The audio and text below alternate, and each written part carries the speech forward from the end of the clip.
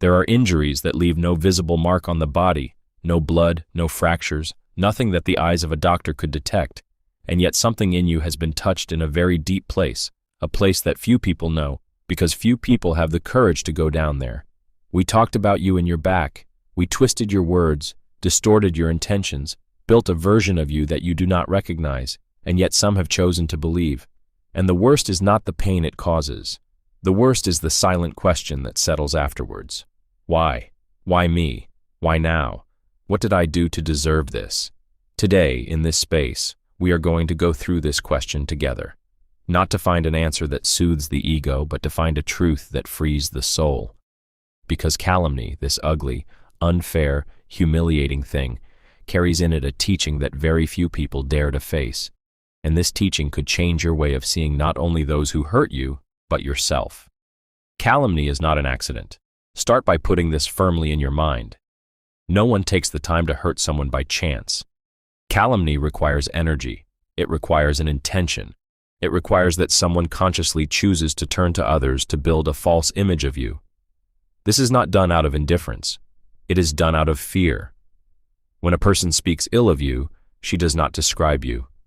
She reveals herself. She reveals what she feels in your presence.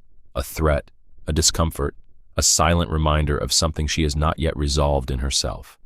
It is a spiritual rule that you will meet again and again on the path of awakening. What others project on you does not come from you. It comes from them. And yet why does it hurt so much? Why does it hurt? Beyond pride. It would be too simple to say that calumny hurts the ego. Of course it hurts the ego, but it is not always there that the real pain resides. Sometimes, what hurts is betrayal. Someone you loved, someone you had chosen to let enter your space, to use what you had entrusted to him, or what he had observed of you, to diminish you in the eyes of others. And when betrayal mixes with calumny, it is no longer just a social wound. It is a wound of the sacred, because trust, when given with the heart, is something sacred. Betrayal is touching something that belongs to the soul. So if you suffer, do not minimize this suffering. Do not tell yourself that you are too sensitive, that you should move on to something else, that adults do not cry for so little. This pain is real, it is legitimate, and it is the starting point of something great. Calumny reveals your vibratory level, and it bothers. There is a principle that can be found in almost all spiritual traditions, formulated in different ways, but whose bottom remains the same. The more you rise, the more you become visible to those who have not yet begun to rise. This is not a poetic metaphor, it is an observable reality. When someone begins to change, to set limits, to choose peace rather than chaos, to forgive without erasing, to move forward without justifying oneself, this change disturbs the balance around him. Those who benefited from your old version, from your doubts, from your excessive availability, from your need for validation, suddenly find themselves without grip. And the human instinct, when it loses grip, is often to destroy what it can no longer control. Calumny is sometimes just that, the proof that you are no longer what some had decided you to be.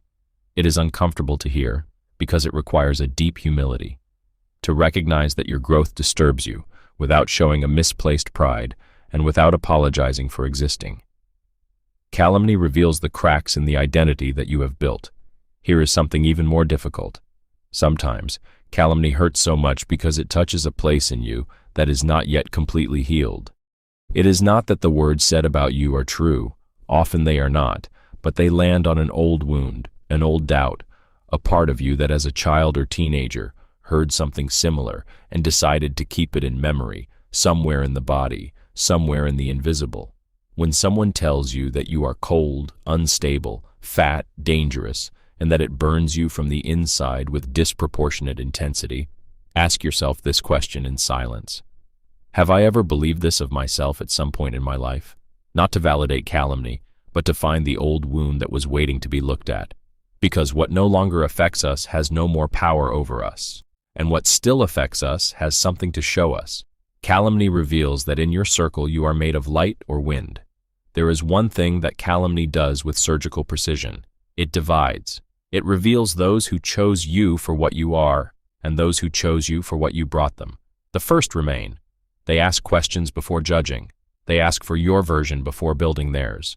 They choose benevolent doubt rather than comfortable certainty. The second leave, or worse, they remain silent by choosing to believe what they have been told, because it suits them, because it corresponds to something they have wanted to think of you for a while.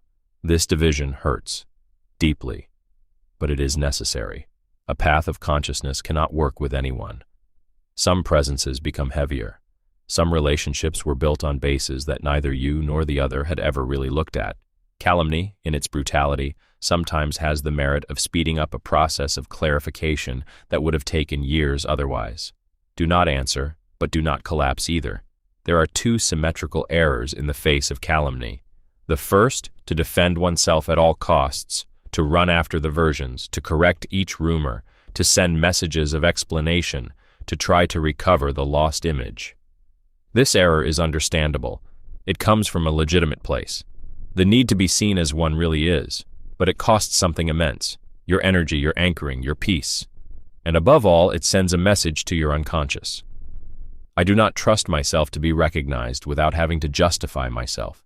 The second error, to shut up and dissolve, to say that it does not matter, that everything is fine, that you are above that, and to bury the wound under a layer of forced stoicism that is, in reality, only dissociation.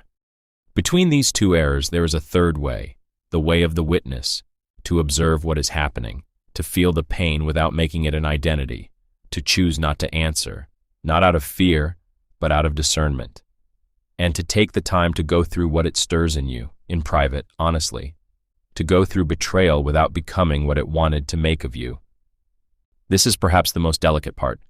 When someone hurts us quite deeply, there is a real risk to become, over time, a hardened, closed version, wary of ourselves, to say that we will never trust again, that the world is fundamentally hostile, that openness is a weakness, and if this risk exists, it is because there is a logic in it, a logic of survival, but the logic of survival is not the logic of the soul. The soul does not seek to protect itself at all costs. It seeks to grow, to love justly, to go through trials without losing its deep nature. And your deep nature, the one you were before the wounds, the one you will become again when they are integrated, is not mistrust. It is not hardness. It is not closeness. It is discernment, presence, lucid love. Lucid love is to love without losing yourself, to trust without being naive, to forgive without forgetting what the situation has taught you. Do not let the calumny of someone else rewrite who you are. This is the real danger, not the rumors, not the image that some people have of you. The real danger is to transform yourself in reaction to their calumny. Forgiveness, not for them, but for you. There is a very widespread confusion around forgiveness. We believe that to forgive is to say that what has been done was acceptable. We believe that to forgive is to reopen the door to someone who misused it. We believe that to forgive is to forget, to minimize, to submit. This is nothing of the sort. True forgiveness is an inner act. It does not concern the other. It does not require contact, reconciliation, or even the other being still in your life. Forgiveness is to put down this weight. It is to say to this wound, "You will no longer occupy my chest like a stone. I have looked at you. I have heard you. Now I free you, not because you are healthy, not because you are no longer angry, but because to continue to bear the shame or the vengeance of someone else in your body is to continue to belong to him, even after having left him. Forgiveness is the act of recovering your own inner space, and if these words have accompanied you today, take a moment to let them descend into you, not in the head, in the body, in the breath. For example, this is where the real transformation begins. See you soon.